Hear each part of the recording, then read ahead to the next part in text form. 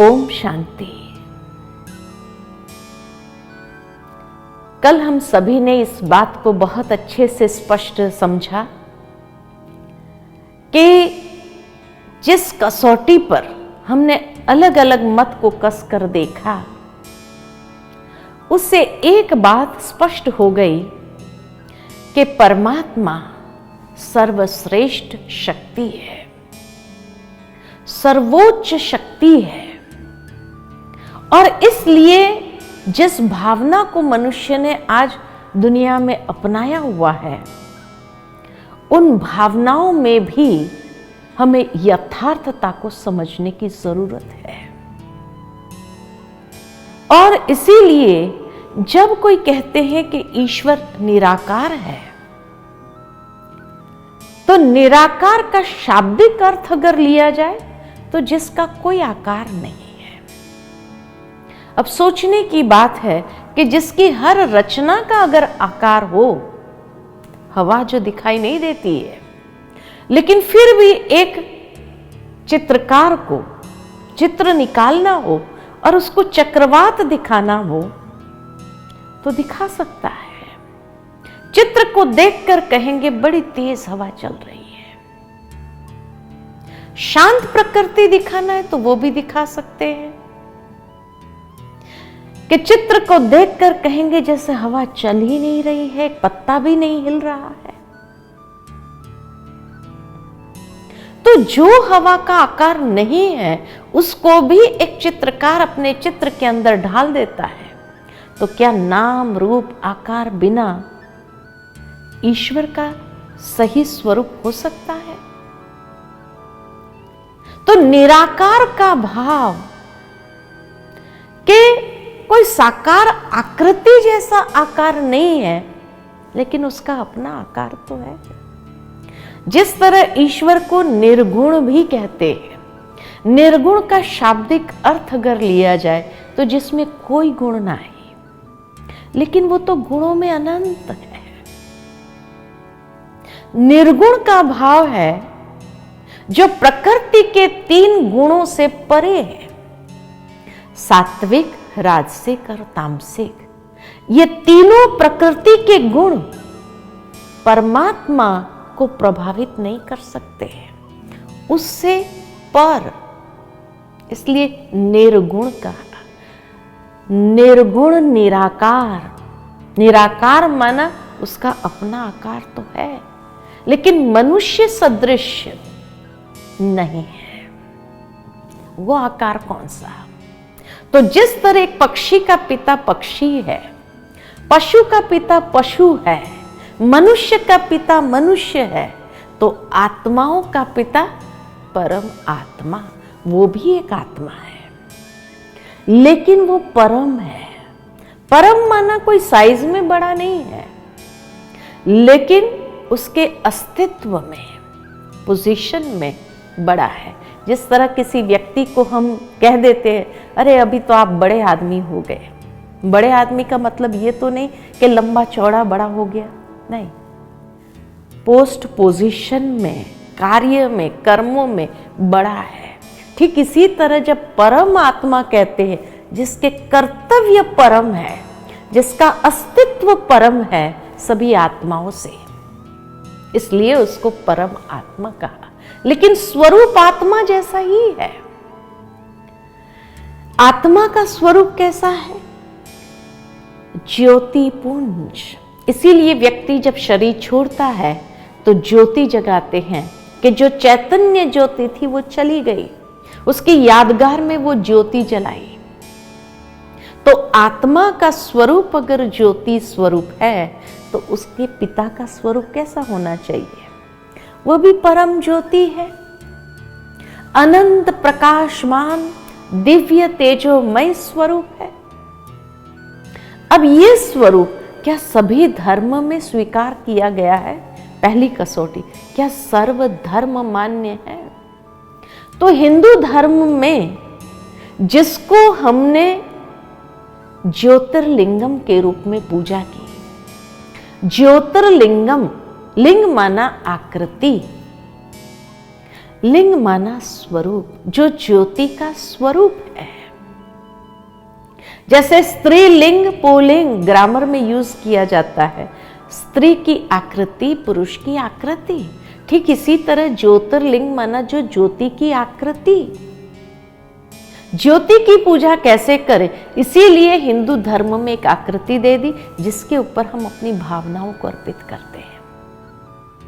लेकिन उस प्रतिमा के ऊपर खाली नहीं, उसका वास्तविक स्वरूप जो ज्योति स्वरूप है उसके प्रति हम अपनी श्रद्धा को प्रकट कर रहे हैं, जिसको नाम दिया सदा शिव, जो सदा कल्याणकारी है, सदा कल्याणकारी। मनुष्य के नाम गुणवाचक नहीं होते हैं। किसी का नाम होगा शांति भाई, जीवन में टेंशन होगा। किसी का नाम होगा हसमुख बहन, जीवन में उदास होगी। किसी का नाम होगा अमीर चंद, होगा फकीर चंद।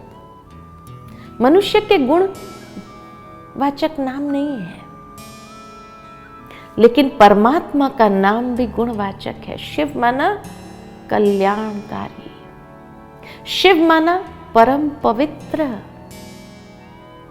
शिव माना शांति, जो शांति का सागर है, परम पवित्र है और सदा कल्याण करने वाले हैं। इसलिए भारत भर में 12 ज्योतिर्लिंगम की आज भी पूजा होती है, महत्व है। और 12 ज्योतिर्लिंगम के स्थान भी बहुत ऊंचाई पर दिखाए गए हैं, क्योंकि वो सर्वोच्च शक्ति है। नॉर्थ साउथ ईस्ट वेस्ट चारों दिशा में उसकी पूजा होती है। नॉर्थ में चले जाओ अमरनाथ के रूप में उसकी पूजा होती है, साउथ में चले जाओ रामेश्वर के रूप में उसकी पूजा होती है, ईस्ट में चले जाओ काशी विश्वनाथ के रूप में उसकी पूजा होती है, वेस्ट में चले जाओ सोमनाथ के रूप में उसकी पूजा होती है। भारत से बाहर नेपाल जाओ तो पशुपतिनाथ के रूप में उसकी पूजा होती है। परमात्मा की पूजा सारे भारत भर में है। इसीलिए भारत का कोई गांव भी ऐसा नहीं होगा जहां महादेव जी का मंदिर न हो। देवों का भी देव महादेव जिसको कहा, तो परमात्मा जिसकी पूजा सभी देवी देवताओं ने भी किया। रामेश्वरम में श्री राम ने भी जिसकी पूजा की। अगर श्री राम भगवान थे तो उन्होंने शिव की पूजा क्यों किया? क्योंकि स्वयं श्री राम भी बहुत अच्छे से जानते थे, जिसके सामने मैं युद्ध करने जा रहा हूं रावण, जिसको अपनी शक्ति पर इतना घमंड है, वो ऐसे ही घमंड नहीं कर रहा है, क्योंकि वो शक्ति स्वयं रावण की भी नहीं है। रावण ने भी वो शक्ति कहां से प्राप्त की थी? शिव भक्त था, इसीलिए तो भोलेनाथ कहा। रावण ने याद किया, उसको भी शक्ति प्रदान कर दी। श्री राम ने याद किया तो उसको भी शक्ति दे दी। इसी तरह कुरुक्षेत्र में स्थानेश्वर का मंदिर है, जहां दिखाते कि महाभारत के युद्ध के पहले स्वयं श्री कृष्ण ने भी शिव की पूजा की और पांडवों से भी कराई। पांडवों से भी शिव की पूजा कराई। तो इसीलिए श्री कृष्ण ने भी जिसकी पूजा की, पांडवों से भी कराई, माना वो श्रेष्ठ होगा तभी। अगर श्री कृष्ण ही भगवान हो, उसको पूजा करने की आवश्यकता नहीं। पांडवों से अपनी पूजा कराते थे, लेकिन नहीं। जिन देवियों की हम पूजा करते, ये देवियां कौन है? तो कहते हैं असुर संहारनी शिव शक्तियां। असुरों का संहार करने के लिए शिव ने अपनी शक्तियों को उत्पन्न किया, नवदुर्गे। तो जो देवों का भी देव, देवियों का भी देव, वही तो महादेव है। जब भी शिव का मंदिर की स्थापना होती है, मंदिर बन जाने के बाद जब प्राण प्रतिष्ठा करनी होती है और शिवलिंग को जब स्थापित करना होता है, तो भारत के अंदर ये नियम है कि शिवलिंग को कभी द्वार से नहीं लाया जाता है, ऊपर का गुंबज नहीं लगाया जाता, ऊपर से उतारा जाता है, बाद में गुंबज लगाया जाता है। क्यों? क्योंकि परमात्मा एक ही है जो अवतरित होते हैं। बाकी सभी देवी देवताओं की मूर्ति को द्वार से लाएंगे, क्योंकि ये सभी दिव्य आत्माएं भी इस संसार के अंदर मां के गर्भ से आए, इसीलिए द्वार से लाया जाता है। लेकिन एक परमात्मा ही है जिनकी मूर्ति को भी द्वार से नहीं लाया जाता, ऊपर से उतारा जाता है। कितनी सुंदर भावनाएं हैं, लेकिन इन सब के पीछे का भाव हम सभी ने कभी समझा नहीं, कर रहे हैं, समझा नहीं। तो जो देवों का भी देव, इसीलिए शिव के हर मंदिर का नाम या नाथ या ईश्वर में पूरा होता है। अमरनाथ, बबुलनाथ, भोलेनाथ, सोमनाथ, विश्वनाथ, पशुपतिनाथ या ईश्वर रामेश्वर, गोपेश्वर, विश्वेश्वर, पापकटेश्वर, महाकालेश्वर, ओमकारेश्वर, ये सभी शिव के मंदिर जो सर्व का नाथ और ईश्वर है। परंतु यहां हम भारतवासी एक गलती जरूर कर देते हैं अज्ञानतावश, कि शिव और शंकर दोनों को एक ही समझ लेते हैं। जहां दोनों का नाम अलग है, शिव और शंकर, जहां दोनों का स्वरूप अलग है, एक है निराकार ज्योतिर्लिंगम, एक है आकारी देव पुरुष, जहां दोनों का ऑक्यूपेशन अलग है, शिव को कहा भोलेनाथ और शंकर के लिए कहते हैं तीसरा नेत्र खुलता है तो प्रलय होता है, विनाश होता है। तो एक भोलेनाथ है, एक प्रलयनाथ है। नाम अलग, स्वरूप अलग, कार्य अलग, फिर एक कैसे हो सकता है? जब भी कोई हमें मंत्र देता है तो ओम नमः शिवाय का मंत्र होता है और हम यही जपते हैं। ओम नमः शंकराय कभी नहीं गाएंगे। भारत में शिवरात्रि मनाई जाती है, उसको शंकर रात्रि नहीं कहते हैं। अगर एक है तो कहना चाहिए शंकर को हमेशा गृहस्थ धर्म में दिखाया है। मां पार्वती है, 2 बच्चे हैं, पूरा परिवार और सब मिलकर के, पूरा परिवार मिलकर के शिव की पूजा कर रहे हैं।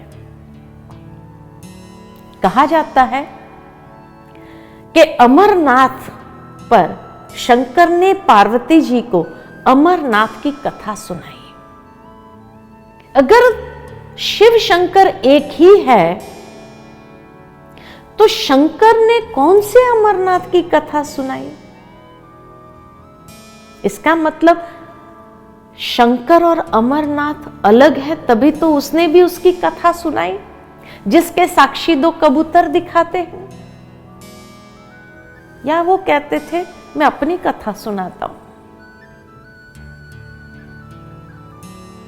शंकर को हमेशा ध्यान मुद्रा में दिखाया गया है। किसका ध्यान करते हैं? कैलाश पर्वत पर बैठकर के ध्यान किया कितने सालों तक। कैलाश माना दुनिया का सबसे बड़े से बड़ा शिवलिंग, पूरा पर्वत ही शिवलिंग आकार का है, जहां बैठकर शंकर ने भी उस शिव का ध्यान किया था। अब शंकर को शिव का ध्यान करने की क्या आवश्यकता थी? तो कहा जाता है कि उसको एक महत्वपूर्ण कार्य सौंपा हुआ था। आंख खोलते महाविनाश होना चाहिए।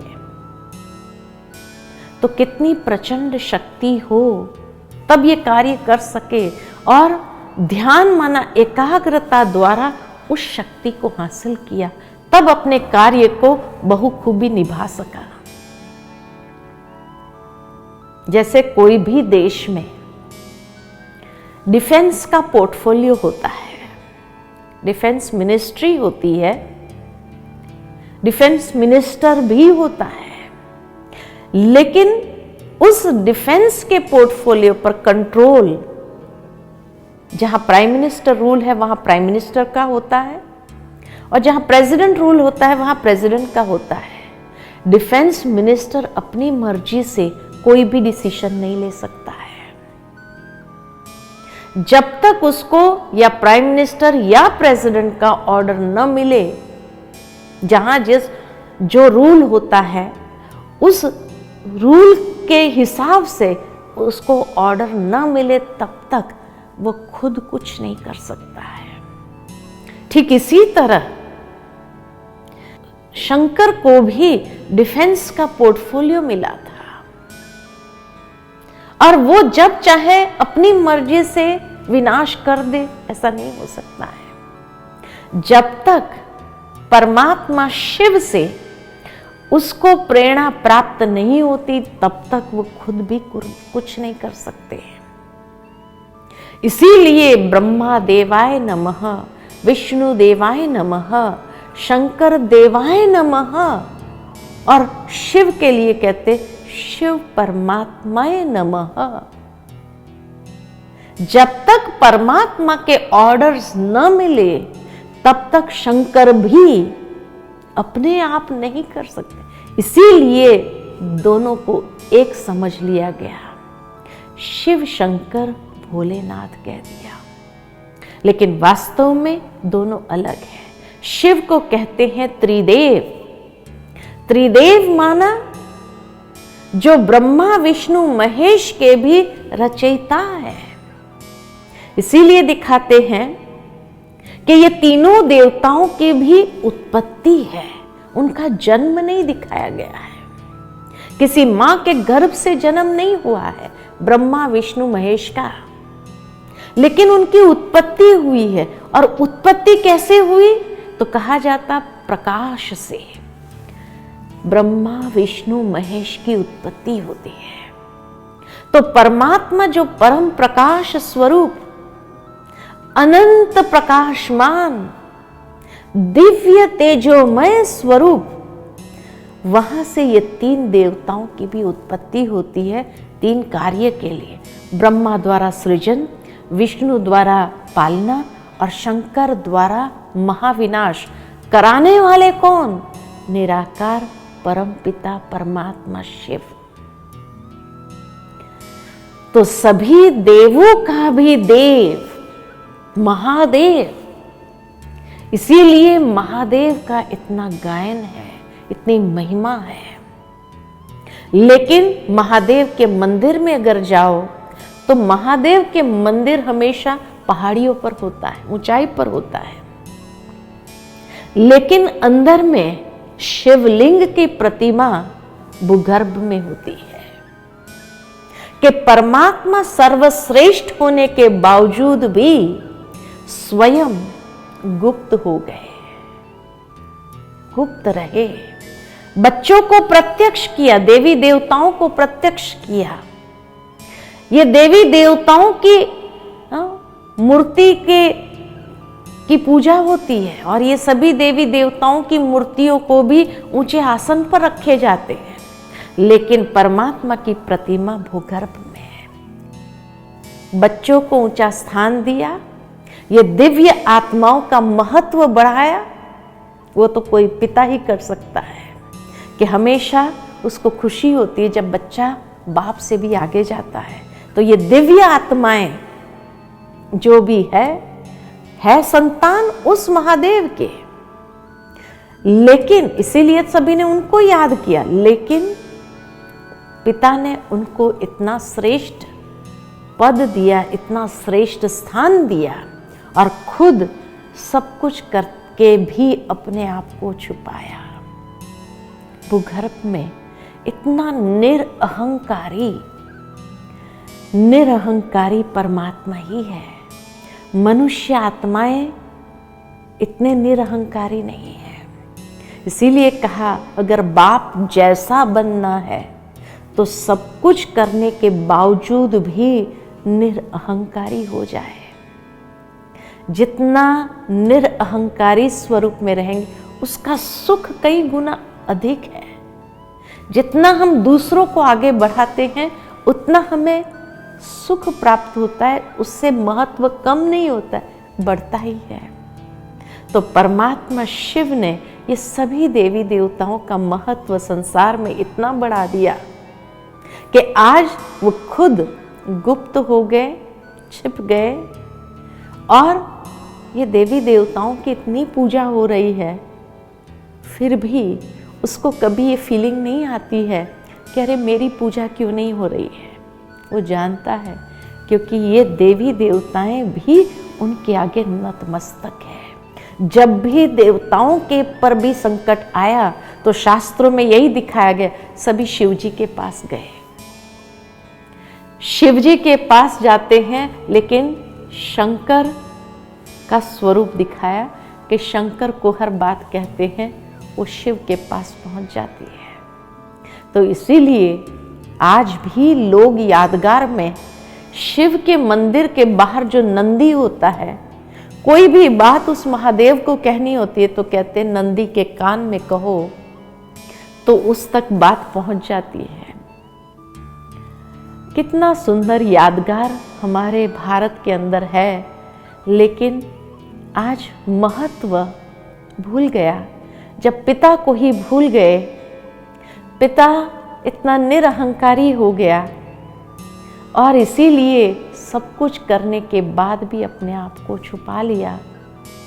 लेकिन जब उसकी वास्तविकता को समझते हैं और उसको हम महत्व देना आरंभ करते, उनसे अपना बुद्धि का योग लगाते हैं, मन को उसमें एकाग्र करते हैं, तो सर्व समर्थी सर्व शक्ति आत्मा में भर जाती है। आत्मा की बैटरी चार्ज होने लगती है। हमें मांगने की जरूरत नहीं पड़ती है, लेकिन ध्यान उस निराकार का करने से सर्व शक्तियों की ऊर्जा स्वतः हमें प्राप्त होने लगती है। आगे हम देखेंगे कि किस तरह भारत में तो सभी देवताओं ने भी उसकी आराधना की, महिमा की, लेकिन सभी धर्मों में भी उसकी मान्यता को कितना सर्वश्रेष्ठ रूप दिया गया है, इसको हम अच्छी तरह से समझेंगे। ओम शांति।